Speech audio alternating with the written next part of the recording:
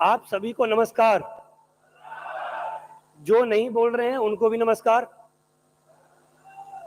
अभी तक आप लोगों ने तालियां जो जब से आप आए हो तब से बजा रहे हो किसी और के लिए। मैं चाहता हूं एक बार अपने दोनों हाथ ऊपर उठा के अब तक की सबसे जोरदार तालियां अपने लिए बजाइए। हाथ ऊपर करके जोरदार। ये पीछे से कुछ लोगों ने हाथ उठाए, कुछ लोगों ने नहीं उठाए। Thank you. सबसे पहले ऊपर वाले का बहुत बहुत धन्यवाद कि आज फिर एक बार मुझे स्टेज पे आने का सौभाग्य मिला। मैं दो बातें आपसे करने वाला हूं, सिर्फ दो बातें, कि एसलीपीएस वेलनेस में आने के बाद एक व्यक्ति कैसे अपने पूरे जीवन को कम समय में बदल लेता है, और जो लोग एसलीपीएस में नहीं है या जो लोग ज्वाइन नहीं करते हैं या उनकी लाइफ में क्या होता है। क्योंकि जब तक मैं एसलीपीएस में नहीं था मेरी लाइफ क्या थी, और आज एसलीपीएस में आने के बाद मेरी लाइफ में कितना बड़ा परिवर्तन आया, आप जानना चाहते हैं? सारे लोग जानना चाहते हैं? दोस्तों, मैं सबसे पहले एक ही बात आप लोगों को बता देना चाहता हूं कि हमारे देश में लगभग 150 करोड़ लोगों की जनसंख्या है, और 150 करोड़ में बहुत लोग बहुत पैसे वाले लोग हैं। उनके पास इतना पैसा है कि उनको ये नहीं मालूम कि हमारे अकाउंट में कितना पैसा है, उनको ये नहीं मालूम हमारे घर में कैश कितना रखा हुआ है। लेकिन एचडब्ल्यूपीएल के अंदर एक व्यक्ति इतना बड़ा ब्रांड बन जाता है, बहुत ज्यादा पैसा होने के बावजूद भी लोगों को अपने गली मोहल्ले शहर अपने देश में सम्मान नहीं मिलता। लेकिन जो लोग एसलीपीएस में आ जाते हैं उनको 7 समुद्र पार दुबई में भी सम्मान मिलता है। आप लोगों ने भी देखा होगा, यहां पर बुके मिल रहे थे, और जब बुके मिल रहा था तो मैं अपने आप में बहुत बड़ा गर्व महसूस कर रहा था कि मुझे दुबई जैसे जगह पर मुझे बुके मिल रहा है। अपने आप में ही बहुत बड़े प्राउड की बात है।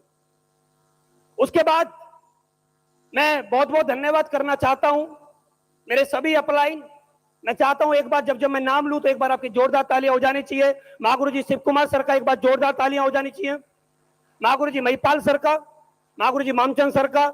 और हम सभी को लगातार एजुकेशन देते रहते हैं, लगातार हम लोगों को सिखाते रहते हैं कैसे आगे बढ़ना है। और मैं इतनी बात एक बात गर्व के साथ बोल सकता हूं, बहुत सारे एमडी हैं हिंदुस्तान के अंदर, लेकिन मैं एक बात बड़े गर्व के साथ बोल सकता हूं, जितने मेहनती हमारे एमडी हैं उतना मेहनती नेटवर्कर तो छोड़िए कोई एमडी दुनिया में नहीं है जितने मेहनती आज हमारे अपलाइन। आप लोगों ने देखा होगा, अभी थोड़े दिन पहले से आप लोग देख रहे हैं कि संजीव सर कभी विजय रथ लेकर कभी किसी शहर में जा रहे हैं, कभी किसी शहर में जा रहे हैं, कभी किसी शहर में जा रहे हैं। और हम जब उनको फेसबुक पे देखते हैं तो अपने आप से बातें करते हैं कि एक एमडी होने के बाद, हजारों करोड़ की कंपनी बनाने के बाद एक व्यक्ति आज भी ग्राउंड में है, तो हम जैसे लोगों को 24 घंटे तो छोड़िए मेरे दे भाई, 24 दिन लगातार ग्राउंड में रहना चाहिए, क्योंकि आज जो सोच हमको दी है। और मैं चाहता हूं एक बार एमडी साहब के लिए एक बार जोरदार तालियां हो जाएं। जोरदार का मतलब जोरदार होता है मेरे भाई। हमारे यहां पर एक ट्रेनिंग चलती है 10 का दम। बहुत सारे लोग बोलते हैं 10 के दम से कुछ नहीं होता। 10 के दम से वो हो जाता है जो किसी और दम से नहीं होता। 10 के दम के बाद 10 साल के अंदर 400 लोग हिंदुस्तान से चलकर दुबई आ जाते हैं। इसका पावर 10 का दम है। 10 का दम। और ये 10 का दम गुरुजी ने पता नहीं कब रखा होगा, कब नहीं रखा होगा, लेकिन आज इसका मतलब हमारे सामने है कि आज 10 का दम ले लेके हम 400 लोग यहां पर आए हैं और लगभग हजारों लोग इस हॉल का हिस्सा बने। मैं पिछले 8 साल से एसलीपीएस में हूं। मैं जब इस बिजनेस में नहीं था, कुछ बातें मैं आपको बता देना चाहता हूं, अगर आपको हो सकता है वहां से विजन मिल जाए। जब मैं इस बिजनेस में नहीं था, इस कंपनी में नहीं था, एक दिन का वाकया है, मेरी घर में एक लड़की पैदा हुई। मैं अपने पिताजी अपनी मम्मी से पहले इससे दूर रहता था जब मैं पुरानी कंपनी में था। उन्होंने बोला था अगर तुझे गवर्नमेंट जॉब करनी है तो घर में रहना पड़ेगा, क्योंकि मेरे फैमिली में मैक्सिमम लोग गवर्नमेंट जॉब में हैं। उन्होंने बोला अगर गवर्नमेंट जॉब हम तेरी लगवा देंगे, अगर तुझे गवर्नमेंट जॉब करनी है तो तुझे घर में रहना पड़ेगा, अगर तू ये बिजनेस करना चाहता है तो तुझे घर छोड़ना पड़ेगा। और जो आदमी नेटवर्क मार्केटिंग को अच्छे से जानता है वो कभी भी नौकरी की तरफ नहीं जाता। वो चाहे उसकी जेब में कुछ हो या ना हो, वो अपना घर छोड़ के किसी भी शहर को बिल्ड करने के लिए चला जाता है। और मैं अपनी वाइफ और अपने बच्चों को लेकर ग्रेटर नोएडा जैसी जगह पर 4,000 रुपए महीने के किराए के कमरे में मैं रहने लगा। मेरे उस समय पे एक लड़का था, कुछ दिनों बाद एक लड़की मेरे घर में पैदा हुई, और लड़की जब घर में पैदा हुई उसके कुछ दिन बाद हमारे घर में एक दूध का डिब्बा आता था, क्योंकि लड़की बहुत कमजोर पैदा हुई थी। डॉक्टर ने बोला था अगर आपको लड़की को जिंदा रहना है, जिंदा रखना है, तो हॉस्पिटल के अंदर एक शीशा आता है, उसको क्या बोलते हैं मुझे नहीं मालूम, इसमें आपको रखना पड़ेगा, उसका पर डे का चार्ज 10,000 रुपए।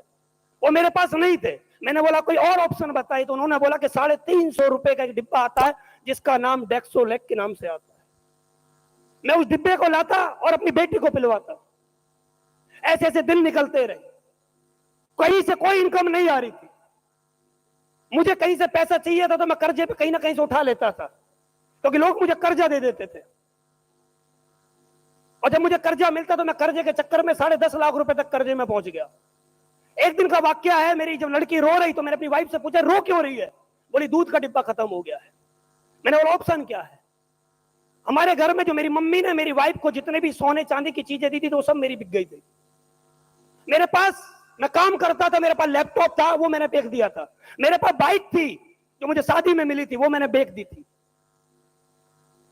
उसके बाद एक दिन का जो वाकया था, लड़की रो रही थी और मेरी जेब में एक पैसा नहीं था। मुझे याद आया कि मेरा पीएनबी बैंक में अकाउंट है और मुझे पता था उसमें 500 रुपए पड़े हैं। मैं पीएनबी बैंक, वहां से 16 किलोमीटर दूर जहां का मैं रहने वाला था, बिलासपुर जगह है, वहां पर पीएनबी बैंक था, मैं वहां चला गया। मैंने मैडम से बोला कि मैडम जो अंदर बैठी हुई थी कैबिन में, मैंने बोला मैडम ये 500 रुपए चाहिए मुझे। उन्होंने बोला 500 रुपए नहीं निकल सकते, मिनिमम होने चाहिए इतना। मैंने बोला ऑप्शन क्या है? उन्होंने बोला ऑप्शन सिर्फ एक ही कि आपको अकाउंट बंद करना पड़ेगा। अब 500 रुपए की मुझे बहुत सख्त जरूरत थी, तो मैंने एक फॉर्म भरा और फॉर्म भर के थोड़ी 5 मिनट बाद मेरा अकाउंट बंद हो गया, मेरे हाथ में 500 रुपए आ गए। और जब मेरे हाथ में 500 रुपए आए तो वो समझिए कि मेरे पास वो 5 करोड़ से कम नहीं थे वो 500 रुपए। ये एसएलपीएस से पहले की ताकत कि 500 रुपए को मैं क्या समझता था। और अभी मैं आपको एसएलपीएस की ताकत बता देना चाहता हूं। जो लोग बोलते हैं एसएलपीएस में कुछ नहीं होता, अभी थोड़े दिन पहले मैं गुजरात में एक शो करने गया था और मैंने वहां पर कुछ लोग जो नेगेटिव लोग होते हैं, मैंने उनको स्टेज पे बुलाया। मैंने बोला कितने लोग ऐसे हैं जो मेरा स्टेटमेंट देखना चाहते हैं। उसमें से 10 एक लोग स्टेज पे आए और मैंने जब उनको अपनी टेस्ट मनी पिछले 3 महीने की दिखाई तो उनमें से मैक्सिमम लोग थे वो बोल रहे थे कि 18 लाख है, किसी ने बोला 18,90,000 है। तो एक लड़की स्टेज पे थी, वो थोड़ी पढ़ी लिखी होगी, उसने बोला कि 1,89,00,000 रुपए है। ये 3 महीने की ट्रांजैक्शन जो मेरी आईडी पर शो कर रही थी 1,89,00,000 कुछ रुपए थे। मैं ये पावर आपको इसलिए बता देना चाहता हूं, जब मैं एसएलपीएस में नहीं था मुझे अपना अकाउंट बंद करवाना पड़ा। और आप सर्च करिए यूट्यूब पे जाके, एचडीएफसी का सबसे बड़ा अकाउंट होता है इंपीरिया अकाउंट, आप उसको सर्च करेंगे, उसमें आज मेरा खाता है। एचडीएफसी के टॉप 10% लोग जिस अकाउंट को मेंटेन करते हैं, एसएलपीएस की पावर है, आज वो अकाउंट मुझे यूज करने का मौका मिल रहा है। ये पावर है एसएलपीएस की।